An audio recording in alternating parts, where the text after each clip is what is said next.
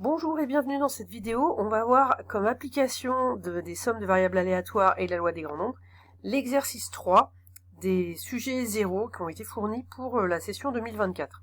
Puisque ce chapitre, c'est la première fois qu'il est au programme du bac, donc on n'a pas encore de sujet où il a été utilisé. Donc vous pouvez trouver le sujet et un corrigé sur le site de la PMEP. C'est ce que je vais prendre là, et puis parfois je changerai un petit peu, mais en tout cas c'est ça ma base de travail. Donc au début c'est des questions classiques de probabilité avec un arbre. Il y a cet arbre à remplir grâce à l'énoncé, ensuite des probabilités à calculer, et ça c'est des questions classiques de probabilité conditionnelle avec des probabilités totales. Donc voilà le corrigé qui est sur le site de la PMEP. L'arbre, vous lisez bien l'énoncé. Faites-le, ça vous entraîne bien sûr. La question 2, c'est une question, il faut multiplier les probabilités dans l'arbre, P de A inter B. Et puis la question 3, c'est une question de formule des probabilités totales. Donc vous pouvez préciser au départ que A et A bar forment une partition de l'univers. Et on obtient cette probabilité. Ensuite, on définit deux variables aléatoires, x1 et x2. x1, c'est la note à la question Q1, et x2, la note à la question Q2. Et puis grand X, c'est la somme, donc la note de l'exercice. Pour répondre aux questions 4 et 5, on a besoin de connaître la loi de probabilité pour la variable x1 et pour la variable x2. Alors, les notes possibles pour la variable x1, reprenez bien l'énoncé, c'est 0 ou 1. Tout simplement, soit, c'est expliqué au départ, voilà, chaque question est notée sur un point. Une réponse correcte rapporte un point, une réponse incorrecte, ou absence de réponse, rapporte 0 points. Donc c'est soit 0, soit 1. Et la probabilité d'avoir 1, c'est d'avoir répondu juste. La probabilité d'avoir répondu juste, c'est la probabilité de A.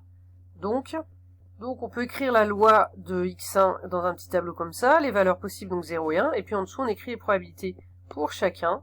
Pour 1, du coup c'est la probabilité de A, donc 0,8, et 0,2 de répondre faux. Donc la loi elle est très simple. Et donc on peut commencer la question 4 où on demande de calculer l'espérance.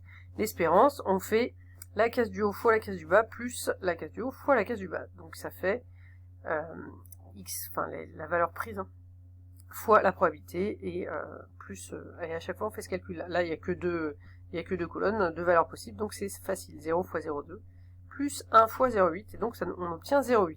On va faire pareil pour x2. Donc x2, c'est là on n'a pas directement le résultat dans l'arbre. X2, la probabilité d'avoir bien répondu, c'est la probabilité de B, mais on l'a calculé juste avant. Ici on a calculé 0,5. Donc on va pouvoir remplir notre loi de probabilité pour x2.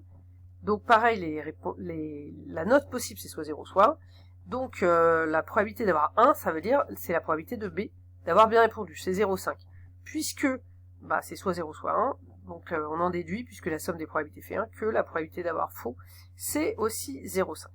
On calcule l'espérance en faisant case du haut fois case du bas, plus case du haut fois case du bas, 0 fois 0,5 plus 1 fois 0,5, et voilà donc l'espérance de x2.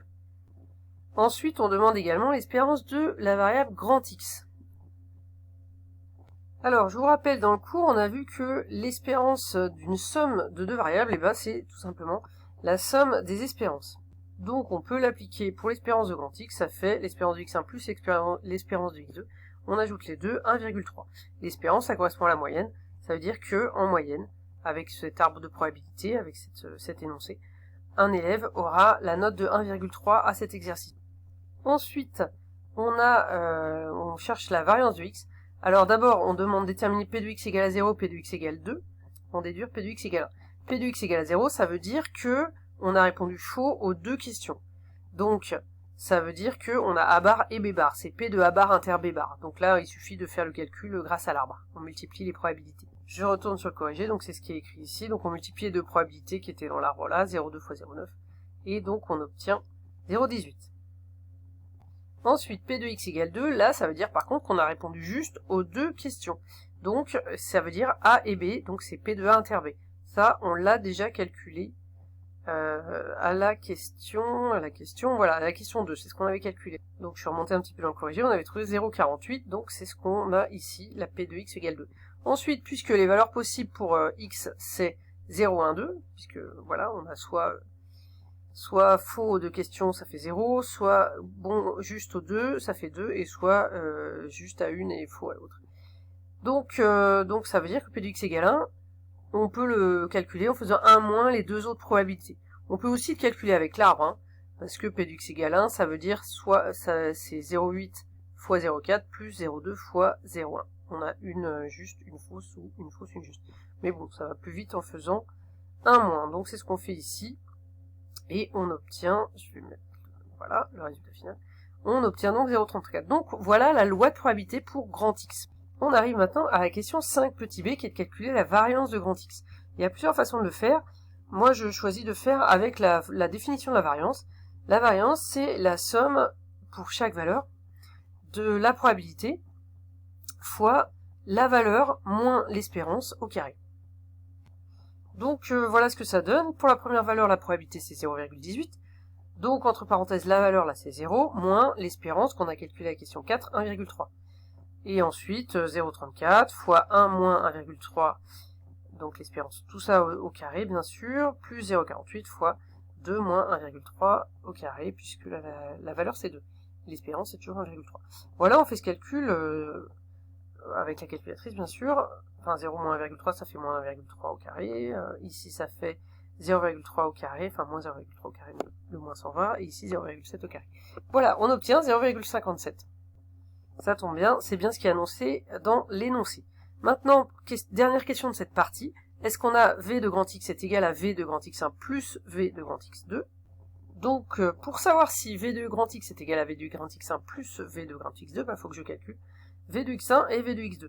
Donc j'ai repris là les résultats qu'on avait trouvés avant, avec les lois de probabilité pour chacun, l'espérance. Donc j'applique la formule de la variance pour X1, donc ça fait la probabilité 0,2 fois la valeur moins l'espérance, l'espérance c'est 0,8, tout ça au carré, plus l'autre probabilité 0,8 fois la valeur moins l'espérance au carré. Ça me donne 0,104. Je fais pareil pour la variance de X2, donc probabilité 0,5 fois la valeur 0 moins l'espérance qui vaut 0,5, tout ça au carré, plus l'autre probabilité c'est encore 0,5, fois la valeur 1 moins 0,5, le tout au carré. Bon là il se trouve qu'il y a plein de trucs qui sont égaux. Bref, mais au total on trouve 0,25. Donc maintenant quand on ajoute ça, eh bien on obtient 0,354. Donc pas la même chose que ce qu'on avait trouvé pour V de grand X. Donc c'est différent. V de grand X est différent de V de grand X1 plus V de grand X2. Alors c'est pas étonnant parce que pour que ça fonctionne, cette égalité, je vous rappelle donc, autant pour l'espérance la formule fonctionne quelles que soient les variables aléatoires, autant pour la variance, pour être sûr que ça fonctionne, eh bien il est nécessaire que les variables aléatoires soient indépendantes. Ici nos variables x1 et x2 elles ne sont pas indépendantes. C'est donc pour ça qu'on a ce résultat de variance différente. Elles sont pas indépendantes puisque la probabilité de réponse à la question 2 dépend de la réponse à la question 1, donc elles sont dépendantes. La partie 2, là, c'est vraiment de la loi binomiale classique. Ça n'a rien à voir, a priori, avec la partie 1. Donc, je vais pas détailler. Ça, c'est l'énoncé. Je vous mets le corrigé de la PMEP. Et voilà, c'est de la loi binomiale sans difficulté particulière. Voilà le corrigé. Bon, il y a l'énoncé qui est à nouveau écrit. Donc, voilà, n égale 8, p égale 3/4, la loi binomiale. On calcule une valeur p de y égale 8 demandée dans l'énoncé. On applique la formule. Et l'espérance c'est n fois p, la variance c'est n fois p fois 1 moins p. Et puis je vais parler de la partie 3 dans une deuxième vidéo.